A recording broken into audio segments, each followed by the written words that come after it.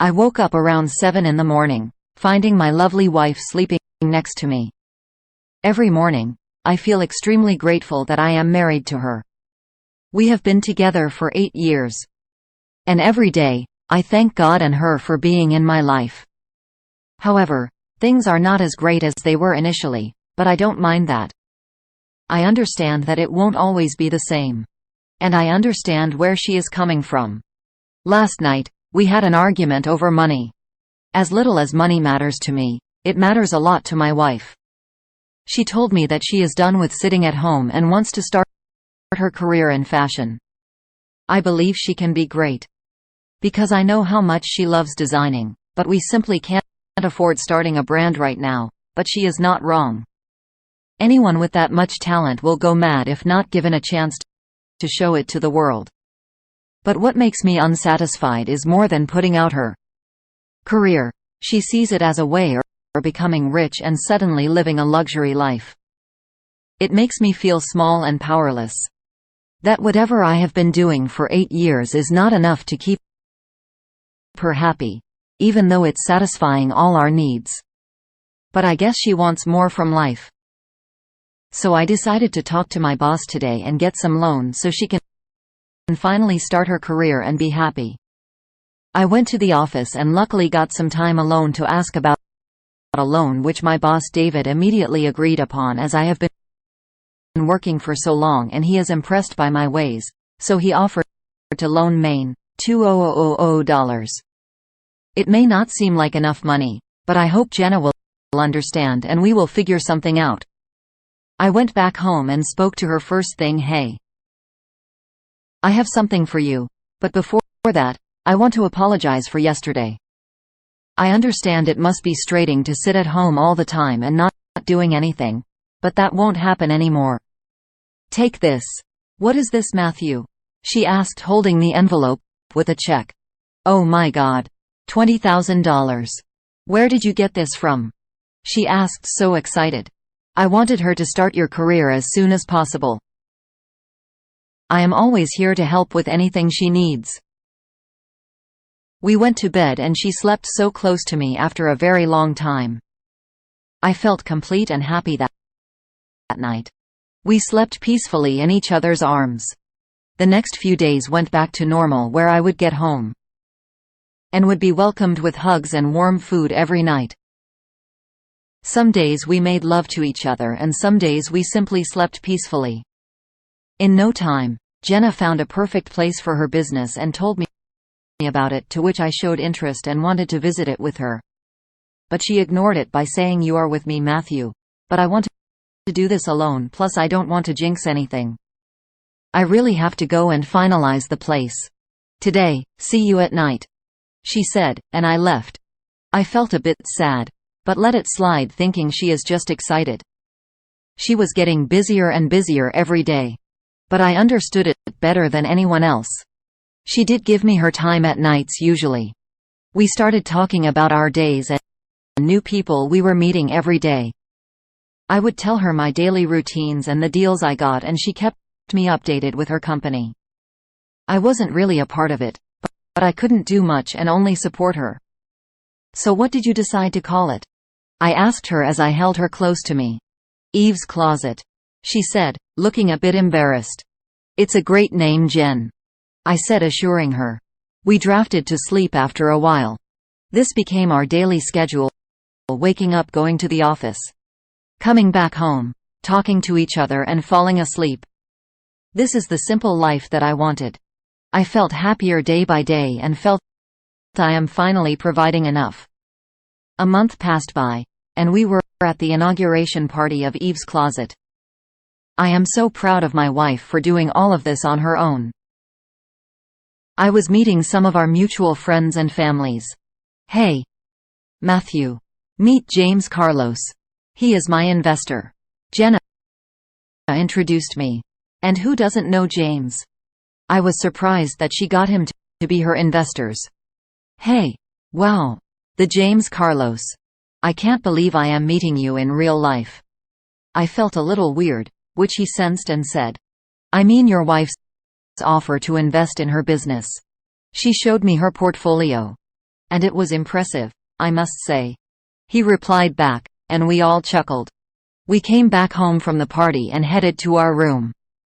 I asked her how she never told me about James being her investor, as it's such a big deal for her, but she gave a bland answer saying, "It's no big deal. But I told you I want to manage the company on my own." She replied back a bit annoyed. Her behavior is going back to how it was before I gave her the money to open her business, but it could be just stress. After all, opening a business this soon isn't easy. And now she is working with such big personalities. Once again, I let go of her behavior, putting my love above everything. Day by day, the distance between my wife and me kept increasing. She started working longer hours, barely allowing me to visit her. I was happy for her, but I am not happy about us. For some reason, I am not able to ignore these thoughts anymore.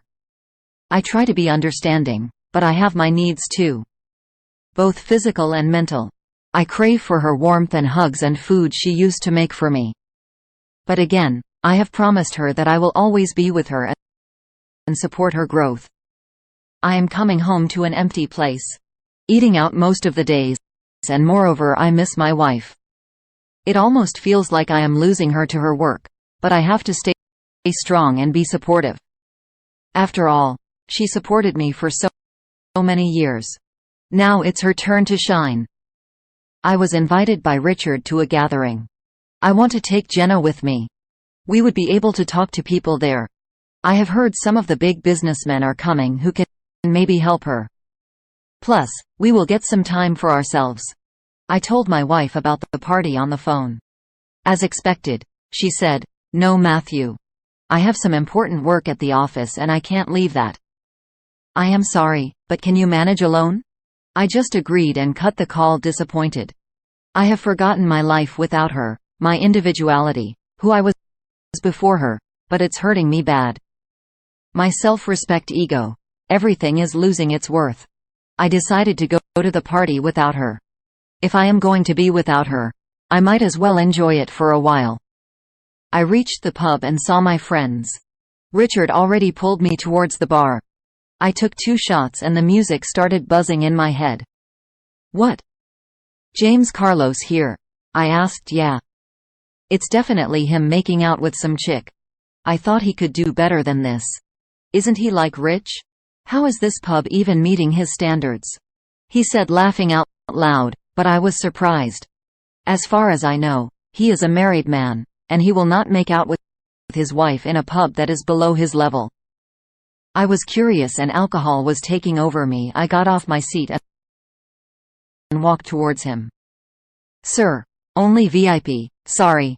You can't go up," said the security, stopping me midway. "Hey, my friend is upstairs. I just have a quick work." I said, "Sir, no. I am sorry, but you can't go up." "Okay. You know what? Here, take this. I will be back in less than 2 minutes." I slid him $5 and not to my surprise, he moved away from my way. I chucked and walked up. I saw Jenna with James kissing him while he was constantly rubbing her body. I felt like I lost the world in a second. I came back home with just one vision in my eyes, my wife and James. I don't know what I am going to do, but she has hurt me deeply. I can never forgive her for what she has done. I took out loans for her that I have been paying for months, but looks like all she needed was a rich person that would make her succeed in minutes. I have made up my mind on what to do. I gave my 100 in love. Now, I will give my 100s in hate. Jenna doesn't know that I know she is cheating on me, nor am I going to stop her or tell her. She made my life hard. I am not going to make her easy. My revenge will start now. I started following her by tracking her phone. I knew every place she went to. This went for days and days. Ruining her is becoming my unhealthy obsession. I was sitting on my bed and Jenna came and sat next to me. "I have a good news and a bad one," she said. "Oh, tell me both," I said, turning towards her. "Well, good news is I got her on Way show," she said, excited. "Oh my God, really? That is great news. We should celebrate. Call everyone and even James. I am sure this wouldn't be possible without him," I said, and somewhere she sensed sarcasm in my tone. "No. We can celebrate after the show. It's a really big deal for me. All the models will be wearing clothes that I decided to wear. My investors and team decided to make a short video showing our journey and how we got till here. It's going to be so fun," she said, clapping her hands. "Yeah. That's crazy and so nice. Congratulations," I said, smiling. "And what is the bad news?" I asked. "Oh, well, my watch strap came off. It was my favorite watch," she said, in a sad tone. She gave me this strap and drifted to sleep. I also turned off the lamp and slept happy knowing I found my perfect revenge plan. Few more weeks went by me, following her to all the places where she could be with James. And not to my surprise, there were a lot. I found them multiple times in the parking lot. It was hard to see my love with someone else initially. But as love turned into hate, it became easier. I met Richard and asked if he could get me the footage of the day we went to the pub. It was an easy task since Richard's brother owned the pub. Everything was going according to the plan. Now both Jenna and I had to wait for her big day. In no time it was here. Fashion show day, which both Jenna and I have been looking forward to. It's easier to understand why Jenna was looking forward to it, but why me? She kept saying how nervous she was while we were backstage. It will go well, Jenna. You have worked so hard on this. Trust me. You will never forgive this day," I said. Her phone rang and she picked it up. "What? How?" She started screaming. I was thinking what happened and asked her. "Matthew, James is dead. He was supposed to be here today but his phone was not reachable in the morning. I don't know what to do now. The show is about to start," she said, crying for the person who she cheated on her own husband with. I told her to focus on her event and she will find another way out and excuse myself from there. 10 minutes later, I went out to sit in the audience and enjoy the show. Number one will ever forget. The show started and everyone's eyes were on the projector to see Jenna's journey till the fashion show.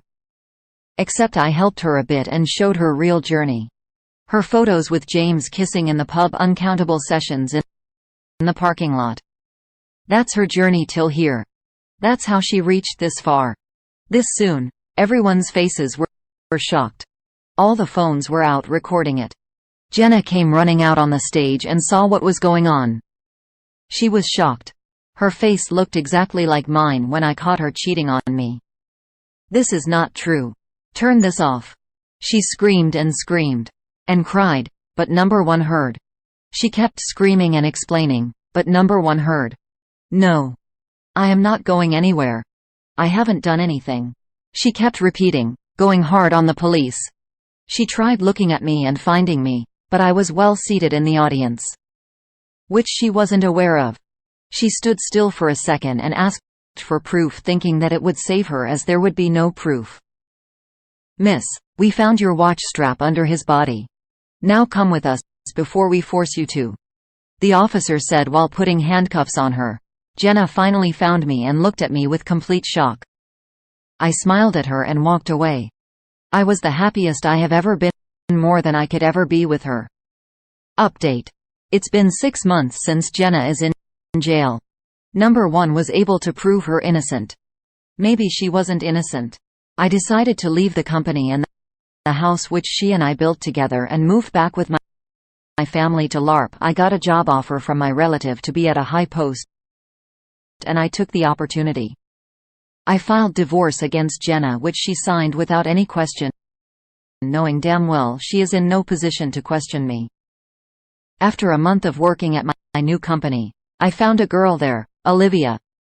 After Jenna, I was scared to fall in love and move on, but time healed it and made it easier for me. I decided not to rush things like I did back then, but take it slow from here. To my surprise and luck, she came to me and asked me out, which I accepted in a blink. I decided to give love another chance because in case it doesn't work out, I will be ready with a revenge note. Do you think what Matthew did was fair? Do you believe Matthew will be able to love Olivia as he loved Jenna? Stop. Most of you are not subscribed. Remember to like and subscribe if you liked the video. Everything helps for the algorithm.